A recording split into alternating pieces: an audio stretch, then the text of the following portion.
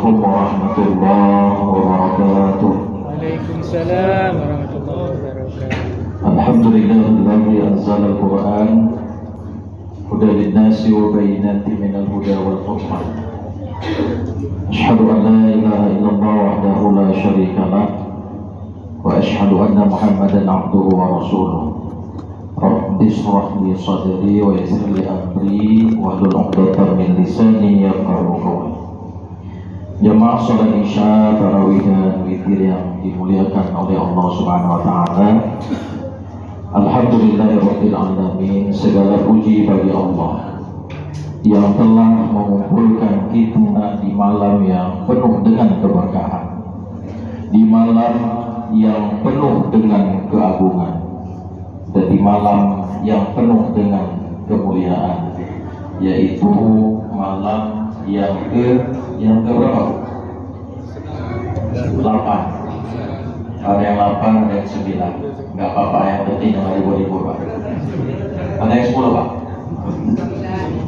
Alhamdulillahirabbil alamin, tanpa saya sadari dan kita semua sadari, rupanya Allah Subhanahu wa taala mengabulkan doa saya dan doa kita semua. Di bulan Rajab dan Sya'ban, semua orang berdoa, Allahumma barik lana fi Rajab wa Sya'ban wa balighna Ramadan.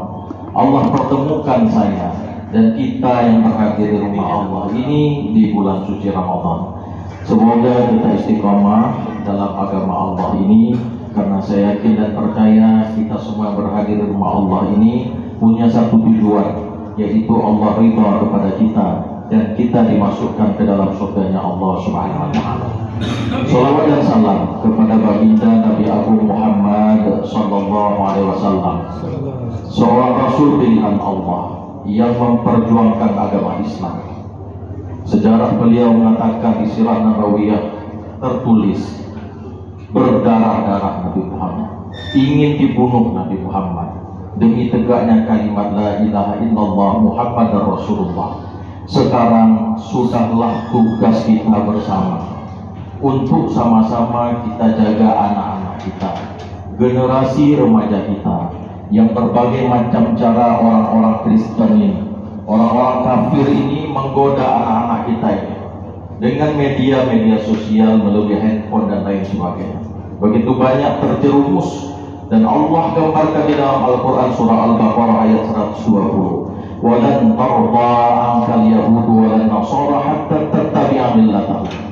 Orang-orang Yahudi dan Nasrani, mereka tidak akan rela kepada kalian, kepada umat Islam, sampai kalian itu mengikuti keinginan mereka. Qul inna hudallahi huwal huda. Katakanlah, sesungguhnya petunjuk Allah itu adalah petunjuk yang benar. Wala in ittaba'ta ahwa'ahum ba'da alladhi ja'aka minal ilmi. Dan jika engkau mengikuti keinginan mereka setelah datang kebenaran kepada kalian, malaka minallahi min waliyyin wala nasir, maka tidak akan ada bagimu penolong dan pelindung dari Allah Subhanahu wa taala. Jemaah salat Isya yang dimuliakan oleh Allah, ini adalah kali pertama saya bisa berhadir di Musalla Baitul Muttaqin yang diundang oleh Ustaz Muhajir. Tujuan saya kemari, Pak, tidak ada sedikit pun maksud saya untuk menggurui, tidak ada sedikit pun maksud saya untuk menasehati orang tua saya yang ada di sini. Karena pasti saya yakin dan percaya, yang di depan saya ini rata-rata tokoh-tokoh agama, rata-rata guru-guru pesantren, rata-rata orang tua saya. Kira-kira ibu kalau lihat saya berapa? 17. Ngejek, Pak. Saya udah 40. Berarti yang di depan saya rata-rata saya lihat 60, 70, Pak. Ada yang 100. Mudah-mudahan apa yang saya sampaikan di malam yang berbahagia ini, kiranya ini menjadi pelajaran utama bagi saya menyampaikan, dan juga bagi para jamaah yang dimuliakan oleh Allah. Jemaah yang dimuliakan oleh Allah Subhanahu wa taala, kalau datangnya bulan suci Ramadan, maka hal yang sering kita temui adalah bagaimana seorang ibu-ibu bangun lebih awal untuk menyiapkan yang namanya masak sahur. Bagaimana sering kita lihat istri kita bangun lebih awal untuk menyiapkan yang namanya masak sahur. Jarang saya dengar bagaimana seorang suami bangun lebih awal untuk menyiapkan masak sahur. Bagaimana seorang anak-anak remaja setelah dia tadarus pagi-pagi pukul 5 dia ambil mikrofon, dia teriak, Bapak Ibu sudah pukul 5:10 saatnya sahur. Diteriak Pak. Pas bawa masjid itu di rumah kita Pak. Sahur. Bagaimana kita lihat di pelosok-pelosok kampung, anak-anak remaja itu kadang masih ada yang bakar-bakar obor. Dia keliling ke lorong-lorong untuk membangunkan orang makan sahur. Kalau ada lampu yang belum hidup, dia tekuk itu pintu Pak. Bangun Pak, Bu, sudah sahur. Orang dalam bilang, udah dari tadi bangun, kerja terus. Bagaimana sering kita dapati suasana-suasana anak-anak kita. Malamnya dia pergi tarawih, paginya dia berpuasa. Semua itu ada di bulan suci Ramadan. Jamaah yang dimuliakan oleh Allah Subhanahu wa taala, sahur ini bukan perkara kita makan untuk kenyang besok. Sahur ini bukan perkara kita duduk dengan keluarga makan, minum untuk menahan lapar besok.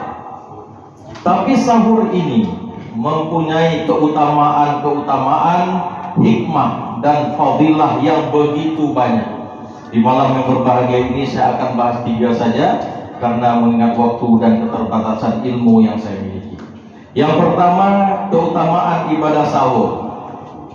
Dengan kita makan sahur, berarti kita sudah mengikuti apa yang diajarkan oleh baginda Nabi Agung Muhammad sallallahu alaihi wasallam sesuai dengan sabda Nabi, tasahharu walau bijar'atin min ma'in. Hendaklah kalian makan sahur walaupun hanya seteguk air.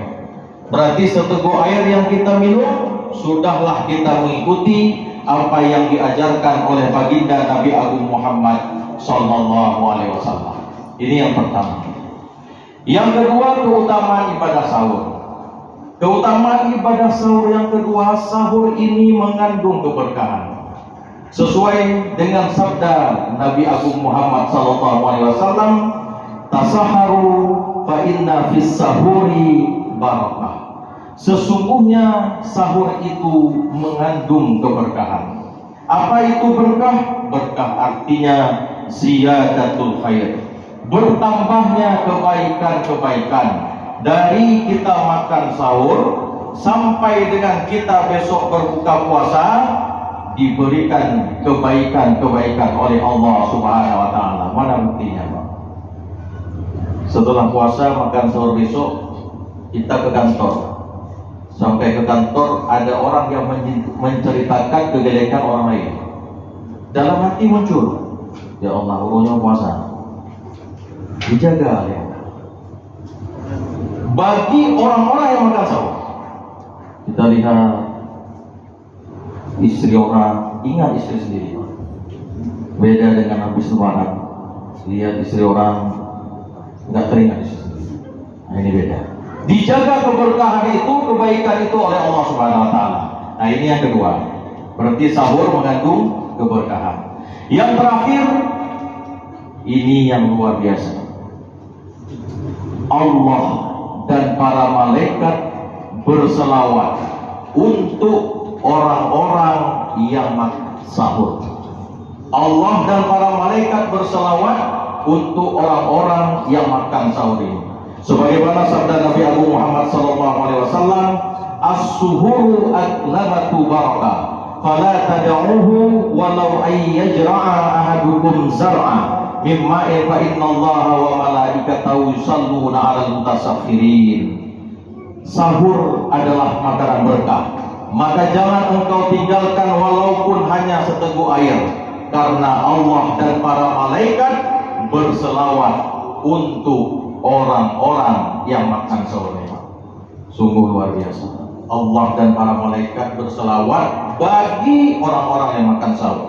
Oleh karena itu kita paksakanlah anak kita, istri kita, suami kita untuk bangun dia makan sahur. Terakhir, ketika sabda Nabi tadi sudah disampaikan, maka pastikanlah makanan sahur yang kita makan itu benar-benar uang yang kita belanjakan itu dengan uang yang halal, bukan dengan uang yang haram. Karena apa kata baginda Nabi?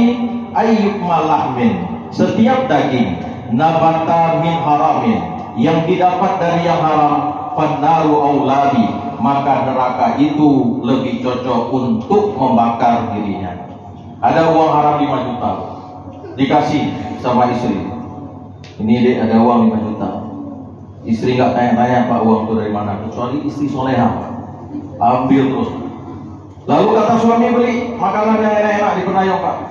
Sampai di Penayong dibeli beras oleh istri, dibeli makanan lauk pauk, ikan, ayam dan lain sebagainya. Setelah itu dibawa pulang ke rumah. Sampai di rumah dimasak oleh istri kita. Setelah itu setelah dimasak dimasukkan nasi itu ke dalam kosmos. Setelah masak nasi itu ditaruhnya di atas meja.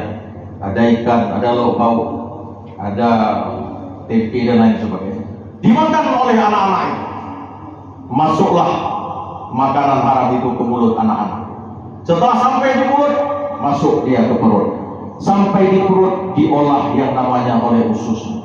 Setelah diolah oleh usus, jadilah dia ini setetes darah. Ketika jadi setetes darah, darah itu naik ke jantung. Sampai ke jantung dia naik ke otak. Sampai ke otak dia menyemprotkan darah itu ke sel-sel saraf manusia. Inilah yang menggerakkan tubuh seseorang. Bisa kita lihat, ketika uang haram itu terus masuk, maka hatinya menjadi keras. Apa yang disampaikan tidak mau lagi, Pak. Kenapa? Karena sudah dengan haram dan haram. Thumma qasat qulubukum min ba'di dzalika fahiya kal hijarati aw ashaddu qaswa. Kemudian hati mereka itu menjadi keras seperti batu, bahkan sangat keras. Jemaah yang dimuliakan oleh Allah Subhanahu wa taala, mudah-mudahan apa yang saya sampaikan di malam yang berbahagia ini kiranya ini menjadi pelajaran terutama bagi saya menyampaikan. Mohon maaf atas segala kekurangan. Terima kasih atas segala perhatian. Wassalamualaikum warahmatullahi wabarakatuh.